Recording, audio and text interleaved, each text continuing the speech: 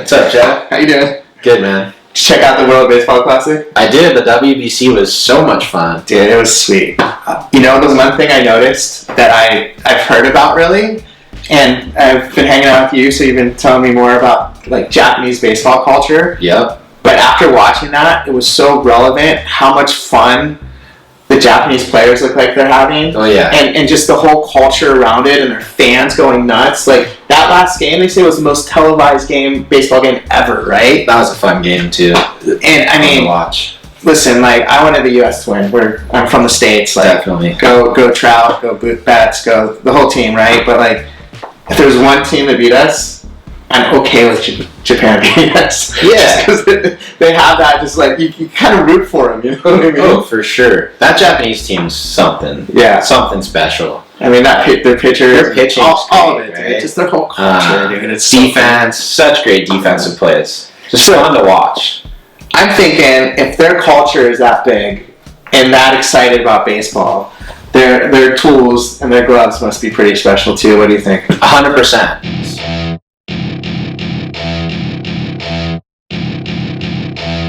Japanese gloves are my favorite gloves, yes. Yeah. Tell me why. Like, what makes a Japanese glove better, do you think? Or why do you like them? So, I'd say first is just the history. Yeah. Glove manufacturing. Like, at a certain point, all the glove manufacturing went to Japan.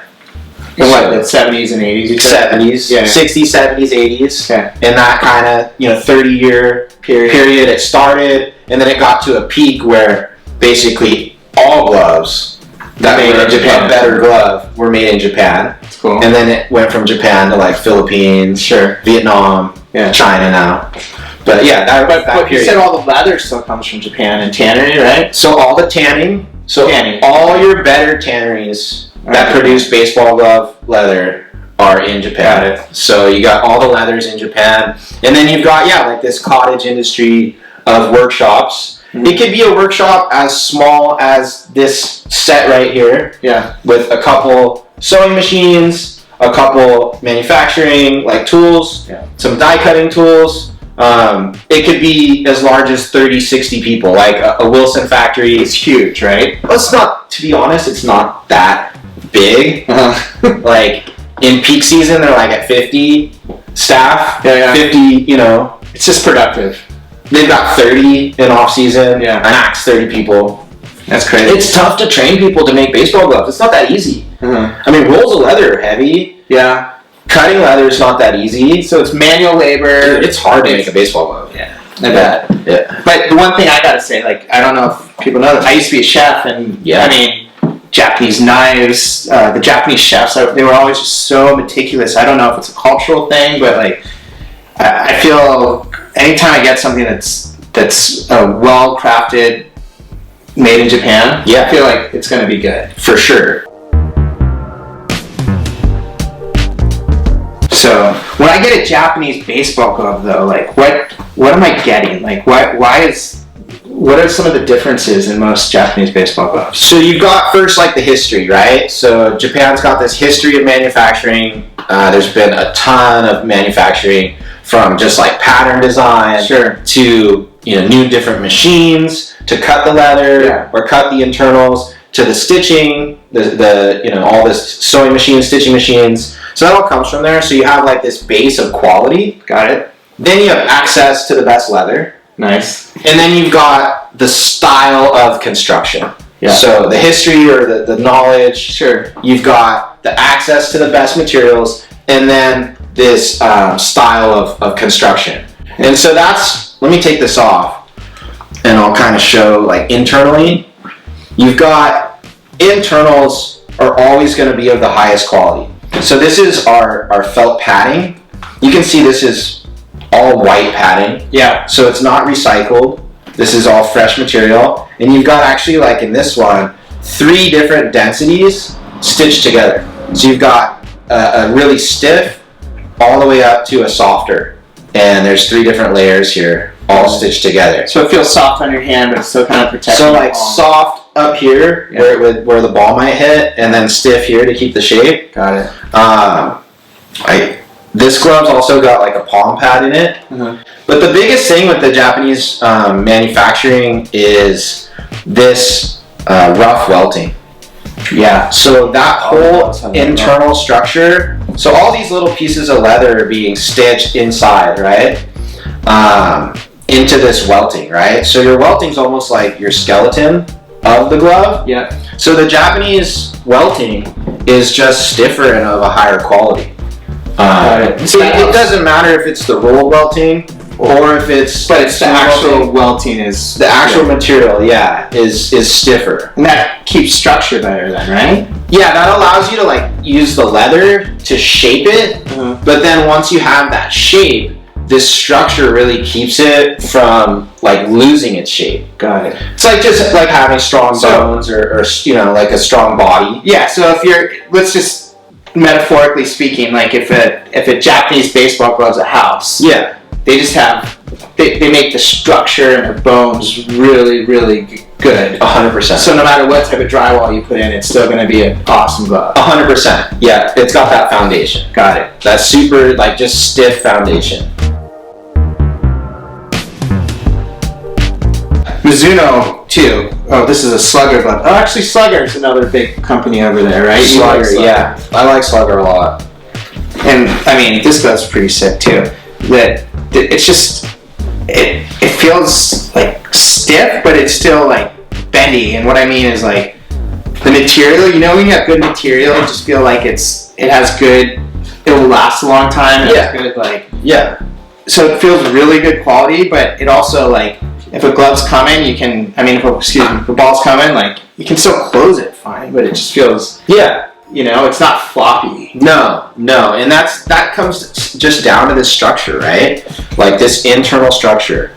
So my padding here, my welting, my insert, it's just stiff, and so that allows you to use like even thinner leather. Like some of the Japanese leather is not even that thick, as thick, but the glove feels super stiff.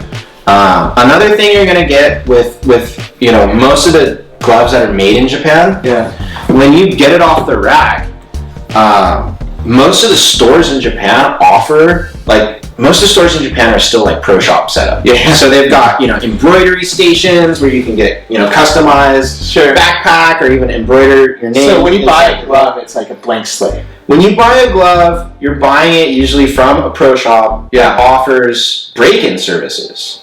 And so the manufacturers don't shape the glove as much at the factory. Yeah. So it's not getting pounded on by a pounding machine. Got it. As much. So basically they get the form down and then it goes to the rack, right? Yeah. Yeah, and so you get this glove that hasn't had a ton of shaping. Yeah. So the only shaping it's gonna get is shaping ideally by yourself. That's to your specific, to your hand, to your the way you want to close it, right? Can we talk about this glove? Because this is pretty amazing. Yeah, you dip this. I just dipped that, so that's a sample that came in. If you want to see anything about dipping, check out our umami video. It's pretty cool. But this glove is shaped so killer. Yeah, I love that one. So that's a pattern that we're working on with a Japanese manufacturer. Killer. Sort of a hybrid. Yeah. Between like an American pattern and a Japanese pattern. Yeah. And so we've gone through like a couple rounds of revisions. This is the one that like... The one that's probably... It's pretty close. It's like 90%. Guys, look how wide this glove is. Like, and then it closes still so nice. This glove is going to be so sweet. But yeah, this thing's like a hybrid. Yeah. So it's got the American ability to wear it like 2 in the pinky. You can go 2 in the pinky or traditional, and it doesn't really... It doesn't matter. It doesn't change the way it closes too much. Yeah. It more just changes like hand depth. I feel like you can get a little wider with 2 in the pinky, like you can spread it like that. I mean, that's such a big target, right? That's like a big catcher's mitt, and that's an infield's mitt. Yeah, so this thing's like a third base. Yeah. It's actually not an 11 3/4. It's almost in between like an 11.5 and 11 3/4. They use metrics. They use metrics and they're not lining up, but I I think this could be like a third. I think this will play because it plays big. Yeah. I think this will work for like a third baseman that wants a more traditional glove. Yeah. Whether it's 2-in or traditional, I think this will be like almost like a Nolan Arenado type of glove where you can get kind of flat through this side but still have the bowl here. So you can still scoop and pick, backhand, but it's still like still close like that way. Yeah, it's so sick. You know, so These are gonna be so sick. yeah, when this thing's ready, like Yeah. I'm pretty stoked on it. Cool. Yeah, should be a good one.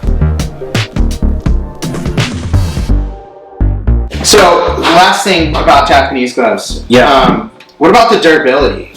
You think? So durability is super high because you've got this internal structure that's super stiff, and then you've got access to the leather. Yeah. So you've got like the best leather, whether it's U.S. steer hide or it's U.S. kip or Northern European kip or Ayrshire or Wagyu or Wagyu Holstein. There's all these different types of leather, right? Totally. And they get that just premium grade. Premium grade, huh? Because the customer in Japan demands it. I mean, these are custom order gloves. Yeah. These are 60,000 yen. 60,000 yen. What is that? So, I mean, with the currency rate right now, you're like 400 to 500, 450, let's say. Okay. 450. But I mean, in local currency, this is $600 if you just go 1-to-1, right? Yeah. So, but think about that though too. Like, if the only thing I don't like about this glove, I feel like I'm gonna have it for 20 years. Yeah. And I want to buy 7 gloves just because I like gloves, So like, I want to be able to justify buying a new glove because my old glove's shot, and I don't think this one's gonna get shot anytime soon. No, the Japanese glove thing's just about having more and preference and just you can have a lot of them, but like they last so long. I mean, once you get a good Japanese glove, you could be set for life. You could be literally set for life. Yeah. Like I was saying, I have buddies pulling their gloves out of the closet. Like, check it out. So it's one of those things. Glove. Like if you spend spend the money on a glove that's really high end. Yeah. You're probably never gonna have to buy another glove for your life, right? No. As long as you don't mess it up too much. Yeah. As long as you keep it clean. So then my old gloves that I bought on eBay for $30, I had to buy like 10 of those just to get 100 of those. Yeah. So anyway, it adds up, right? Like I'd rather have one killer glove that I love for my whole life. For sure. So that makes sense. It's always better to invest in, especially with a glove, like something so personal, something that's going on your hand that you use functionally. For sure. Like there's a big difference between a good glove, a bad glove, a well broken in glove, a not well broken in glove. All of it matters. Like definitely invest in your gloves. If you're spending hours down at the field, like might as well have good equipment. Just right? get a good glove. Like you don't need to spend money on. Where can I get a Japanese glove right now? So Japanese gloves, there's a couple guys on Instagram that are big on it. Sure. But beyond that, like Charlie Wilson in San Diego seems to get. Sometimes they get more Wilsons. Yeah. So I've seen them have some Wilsons. The Wilson staff, right? Wilson staff, and then there's another one called Wilson Wannabe Hero. Yeah. That's like a little bit one line below. Sure. But usually cool patterns, colors, and stuff. And then eBay, honestly. Really? eBay and Rakuten. Cool. So Japanese auction sites. If you can get like Japanese Yahoo auctions, Rakuten. Just use Google Chrome and translate. Yeah. Like that's the best. That's the best way. Yeah, they've got the good post office there. It's easy. I feel like you got something in the works too, huh? Yeah, we've got some Japanese gloves coming eventually. Cool. Here, so hey guys, stay tuned. Thanks for checking out our Japanese glove episode. If you have any questions, throw them in the comments. Always check out Walden Glove to get your best break-in tools and break-in equipment. And we'll be updating the site pretty regularly. So let us know, and thanks for watching.